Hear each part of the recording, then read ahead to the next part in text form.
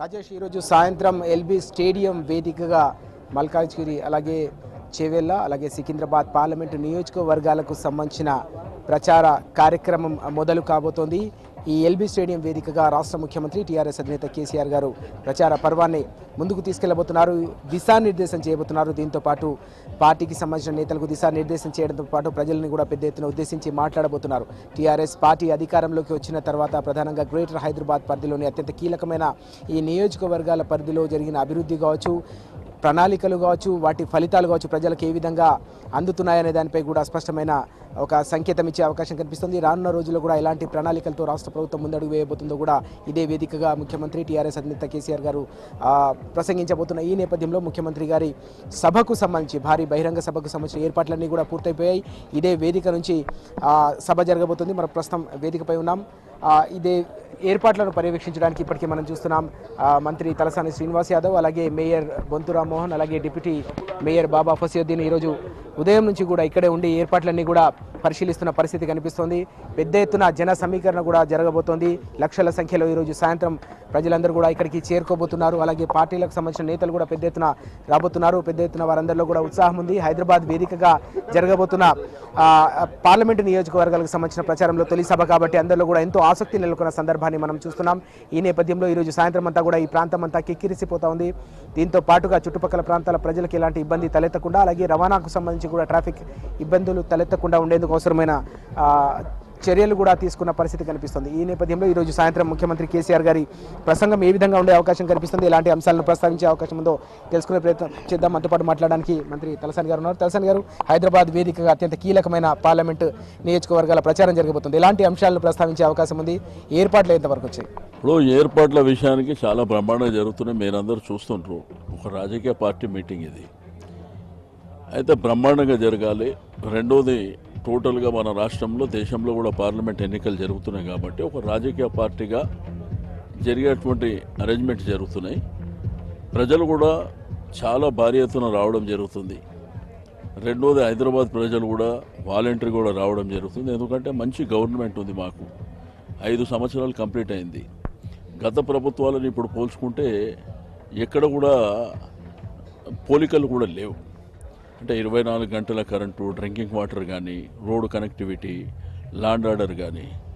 అయితే ప్రధానంగా భవిష్యత్తులో మాత్రం పొల్యూషన్ ఫ్రీ సిటీగా ఉండాలనేటువంటిది, ఎంప్లాయ్మెంట్ జనరేషన్ విషయంలో కానివ్వండి, ట్రాఫిక్ కూడా ఇప్పుడు మనకున్న ట్రాఫిక్ ఇబ్బందులు. అయితే దీనికి ఏంటంటే సీఎం గారు ఒక ప్రణాళికాబద్ధంగా చేయాలనేటువంటి ఉద్దేశంతో మాస్టర్ ప్లాన్ తయారు చేయమన్నాడు. ఒక 4 months వాళ్ళు టైం అడిగినారు. డెఫినెట్గా మనకేంటంటే ఈ ట్రాఫిక్ సిస్టమ్, ఎందుకంటే దేశమంతా ప్రపంచంలో ఎక్కడ చూసినా కానీ ట్రాఫిక్ది ప్రాబ్లం ఇది చాలా వరకు ఏ ప్రభుత్వాలు కూడా దీని గురించి ఆలోచిస్తలేవు. ముఖ్యమంత్రి గారు గతంలోనే చెప్పారు, ఒక 30,000 కోట్ల రూపాయలు హైదరాబాద్కు స్పెండ్ చేస్తామని చెప్పి. ఇప్పటికే మెట్రో కానివ్వండి, ఎంఎంటీఎస్ కానీ, లేకపోతే రోడ్డు కనెక్టివిటీ కానీ, అండర్ పాస్ కానీ, ఫ్లైఓవర్స్ కానీ, అంటే ఈ విధంగా చాలా ప్లానింగ్స్ చేసుకొని మనం ముందుకెళ్తున్నాం. గడిచిన 5 సంవత్సరాల నుంచి చాలా వరకు కంప్లీట్ కూడా అయినాయి. దీంతో పాటు ఫ్యూచర్, ఎందుకంటే మన దేశంలో ఏ సిటీస్ కూడా ఇంత ఆపర్చునిటీస్ లేవు. రెండోది, దేశంలో ఉన్నటువంటి చాలా రాష్ట్రాల నుంచి, చాలా సిటీస్ నుంచి హైదరాబాద్లోనే స్థిరపడదాం అనేటువంటి వారి సంఖ్య కూడా పెరిగింది. ఈరోజు ఇప్పుడు మనం అనుకుంటున్నటువంటి గ్రేటర్ హైదరాబాద్ ఏదైతే పెరిఫెరల్ ఏరియానో ఇంకో ఒక 15-20 కిలోమీటర్ల వరకు విస్తరించేటువంటి అవకాశం ఉంది భవిష్యత్తులో. అయితే ఇక్కడ ఉన్నటువంటి సెంట్రల్ హైదరాబాద్లో ఉన్నటువంటి ప్రజలు, 2 జంట నగరాలు హైదరాబాద్, సికింద్రాబాద్, ఈ ప్రజలకు కావాల్సినటువంటి కనీస వసతుల విషయంలో మనం చాలా సీరియస్గా పోయినాం గడిచిన 5 సంవత్సరాల నుంచి. అంటే డ్రింకింగ్ వాటర్ కానీ, 24 hours కరెంట్ కానీ, డ్రైన్ సిస్టమ్ కానీ, షామ్ వాటర్ కానీ, మరి అదేవిధంగా ఎల్ఈడి లైట్స్ కానివ్వండి, కొంత పట్టాలు ఇచ్చేటువంటి కార్యక్రమంలో కూడా గతంలో ఏ ప్రభుత్వాలు చేయలే. మన ముఖ్యమంత్రి గారు అందరికీ కూడా రెగ్యులరైజ్ చేయడం, 100 గజాల లోపు ఉన్న వాళ్ళకు కూడా ఫ్రీగా రెగ్యులరైజ్ చేయడం, ఇటువంటి చాలా కార్యక్రమాలు తీసుకున్నాం. దీంతోపాటు డబుల్ బెడ్రూమ్ అనేటువంటిది కూడా స్టార్ట్ చేసినాం. ఇప్పుడు ఐడిహెచ్ కాలనీ కంప్లీట్ అయింది. ఇంకా దగ్గర ఒక 40,000 ఇండ్లు వివిధ కాన్స్టిట్యున్సీలలో జరుగుతున్నటువంటి. కాబట్టి ఈ విధమైనటువంటి కార్యక్రమం ముఖ్యమంత్రి గారు ఒక విజన్ ఉంది. కేటీఆర్ గారు మున్సిపల్ మినిస్టర్గా కూడా ఈ గ్రేటర్ హైదరాబాద్ పరిధిలో ఇప్పుడు ఫెరిఫెరల్ ఏరియాల దగ్గర 8, 12, 14 రోజులకు ఒకసారి నీళ్ళు వస్తుండే. 4,000 కోట్ల రూపాయలు స్పెండ్ చేసి మిషన్ భగీరథ ద్వారా అందరికీ నీళ్ళు కంటోన్మెంట్ ప్రాంతంలో కూడా 14, 12, 16 ఈ విధంగా నీళ్ళు వస్తుండే. ఇప్పుడు సెంట్రల్ హైదరాబాద్కి ఎట్లా వస్తున్నాయి అందరికీ కూడా అదే పద్ధతిలో వస్తున్నాయి. మనసు ఉంటే మార్గం ఉంటుంది, చేయాలనేటువంటి సంకల్పం ఉండాలి. కాబట్టి మన ముఖ్యమంత్రి గారు ఆ దిశలో ఇన్ని కార్యక్రమాలు తీసుకుంటున్నాం కదా. భారతీయ జనతా పార్టీకి సంబంధించిన కేంద్ర ప్రభుత్వం నరేంద్ర మోడీ నాయకత్వం వాళ్ళు గ్రేటర్ హైదరాబాద్లో ఇగో మేము ఈ కార్యక్రమం చేసినాం.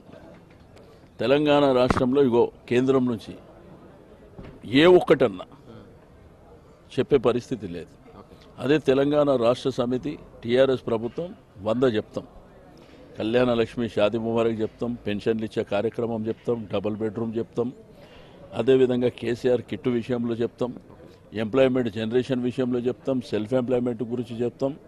ఇండస్ట్రీస్ 3 ప్రొడక్షన్లకు పోతుంది. గతంలో ఒకటే ప్రొడక్షన్ ఇబ్బంది ఉంటుండే.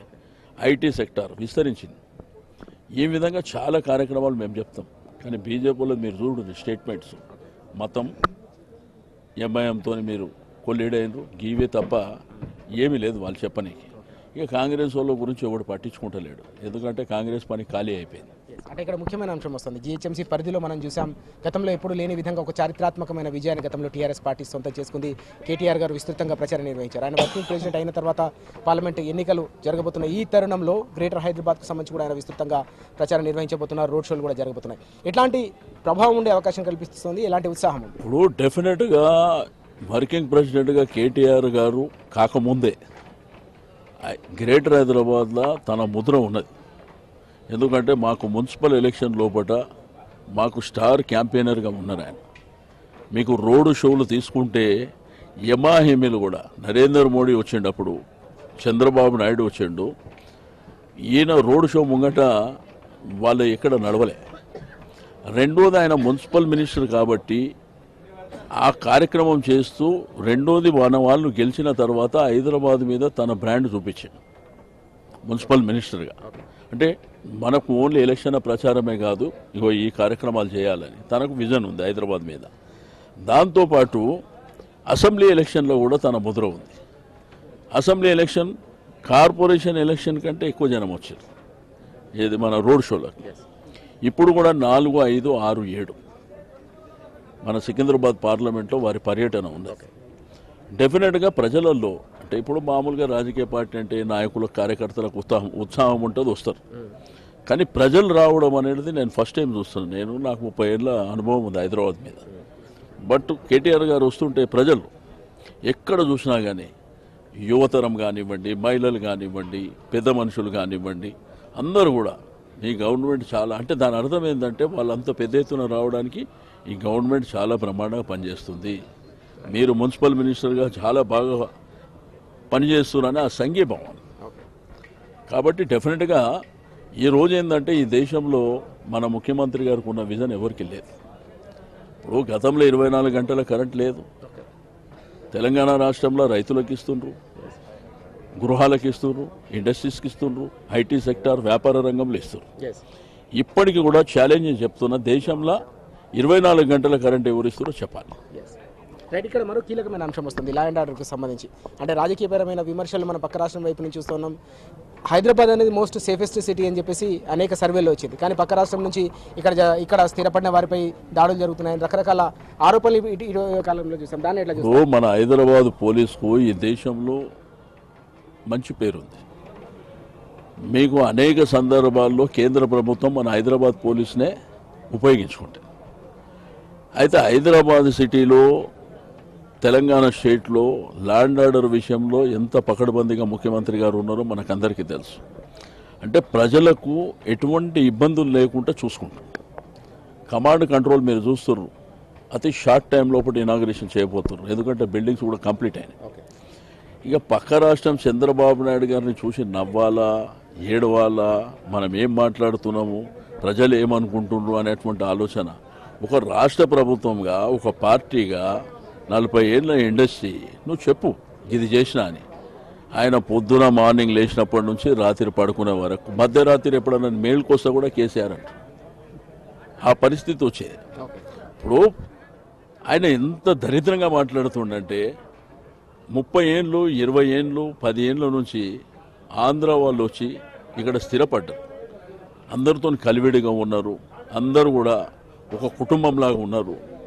రెండోది అక్కడ ఉన్నటువంటి లేడీస్ కానివ్వండి, మన వాళ్ళు కానివ్వండి, ఇక్కడ ఉన్న లేడీస్ కానివ్వండి, అందరూ కూడా కాలనీలలో బస్తీలలో ఉన్నప్పుడు చాలా అంటే ఫెసిలిటీస్ కూడా అందరికీ బ్రహ్మాండంగా. కానీ దరిద్రంగా అటువంటి భాష అయితే నేను ఎక్కడ చూడలే. ఆఫ్టర్ ఆల్ 4 ఓట్ల కోసం ఇక్కడ వాళ్ళని కొడుతుండ్రు అని, వాళ్ళ ఆస్తులు గుంజుకుంటుర్రు అని, వాళ్ళకు నోటీసులు ఇస్తుండ్రు అని చెప్పి నేను అడుగుతా, హైదరాబాద్ సిటీలో చంద్రబాబు నాయుడు గారి కంటే ఎక్కువ ఆస్తి ఎవరికి ఉంది చెప్పాలి. రెండోది తెలుగుదేశం పార్టీ నాయకులకు పార్టీలో ఉన్న 80% వాళ్ళ ఆస్తులు హైదరాబాద్లోనే ఉన్నాయి. ఏదన్నా చెప్పేటప్పుడు అథెంటిక్. ఇది మనం డెమోక్రసీలో ఉన్నాం. ఏదో ఎవరినో కొడితే, ఎవరి ఆస్తులు లాక్కుంటే, ఎవరికో నోటీసులు ఇస్తే ఎవరో భయపడతారు అనేటువంటిది ఒక అభూత కల్పన. వాళ్ళే చెప్తున్నారు ఇక్కడ ఉన్నటువంటి వాళ్ళు, ఆ రాష్ట్రంలో ఉన్నటువంటి వాళ్ళ రిలేటివ్స్, బంధువులు, ఫ్రెండ్స్కు చెప్తున్నారు ఇక్కడ మేము చాలా బ్రహ్మాండమైనటువంటి పరిపాలన జరుగుతుంది, ఇక్కడ హ్యాపీగా మేము ఉన్నామంటే ఆయన అంత దరిద్రంగా మాట్లాడుతున్నారు. అట్లా మాట్లాడడం వలన ఆయనకే మైనస్ తప్ప ప్లస్ అయితే ఏం ఉండదు. ఎందుకంటే వాళ్ళు చూస్తున్నారు కదా, వాళ్ళు అన్ని రకాలుగా టీఆర్ఎస్ పార్టీని ఇక్కడ వాళ్ళు బలపరుస్తున్నారు. ఎందుకంటే ఈ గవర్నమెంట్ బాగుందని. ఇప్పుడు మేము ఎవరి మీదనో ఒత్తిడి తీయవలసినటువంటి అవసరం లేదు కదా.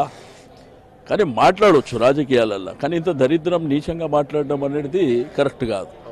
ఆయన ఏ సంస్థలైనా కానీ వాళ్ళు ఇది చేసిర్రు, వీళ్ళు ఇది చేసిర్రు, డబ్బులు మళ్ళీ చెప్తాడు 1000 కోట్ల రూపాయలు కేసీఆర్.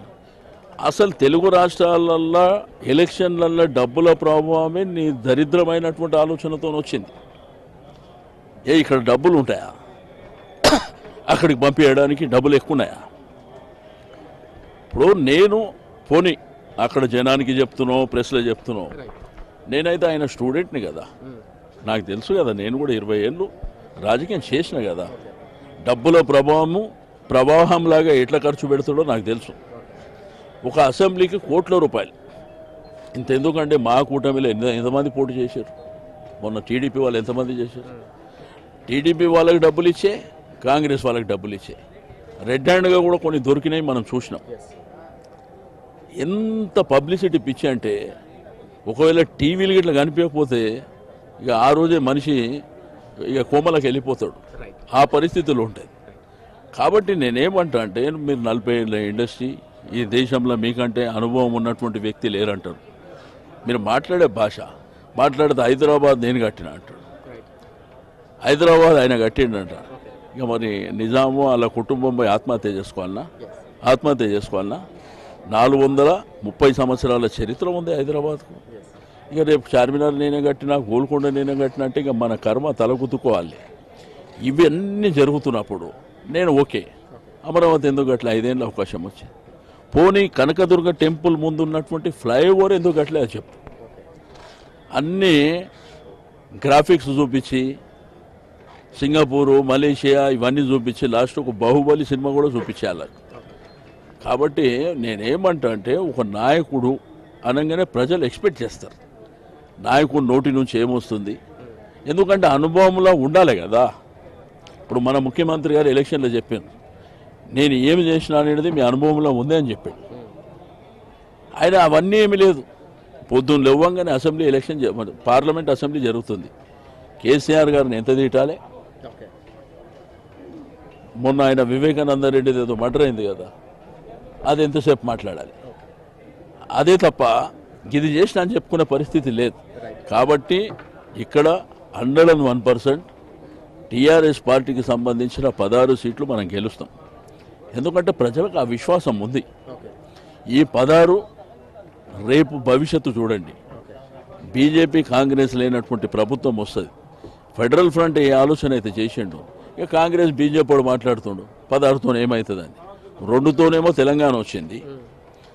కుమారస్వామి కాంగ్రెస్ గెలిచింది ఎంత, బీజేపీ గెలిచింది ఎంత, కుమారస్వామి ఎట్లా చీఫ్ మినిస్టర్ అయింది? కర్ణాటకలో మొన్ననే జరిగింది కదా, సంఖ్య లేదు, ఎట్లా చీఫ్ మినిస్టర్ అయింది? ఛత్తీస్గఢ్లో ఒక్క ఎమ్మెల్యే గెలిచి ఆయన సీఎం ఎట్లా అయింది?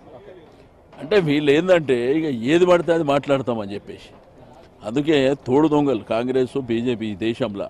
నువ్వు లేకపోతే నేను ఉంటాను, నేను లేకపోతే నువ్వు ఉండు, మనం తిట్టుకున్నట్టు యాక్టింగ్ చేద్దాం అనేటువంటిది పోతుంది. రైట్, మనతో పాటు మాట్లాడడానికి డిప్యూటీ మేయర్ బాబా ఫసదుద్దీన్ గారు కూడా ఉన్నారు. ఫసదుద్దీన్ గారు, ఎట్లా అనిపిస్తుంది ప్రధానంగా మైనార్టీస్లో ఎట్లాంటి ఉత్సాహం కనిపిస్తుంది? చాలా అద్భుతంగా గతంలో జరిగిన అసెంబ్లీ ఎలక్షన్లో కూడా మైనార్టీ తెలంగాణ రాష్ట్రంలో మైనార్టీలు అందరూ కూడా ఒకవైపుగా ఉండి దగ్గర ఉండి, ఎందుకంటే భారతదేశ చరిత్రలో షాదీ ముబారక్ కానీ ఈరోజు మైనార్టీ రెసిడెన్షియల్ స్కూల్స్ కానీ అదేవిధంగా ఇమాముల మోజన్లకు హదియా కానీ ఇచ్చిన చరిత్ర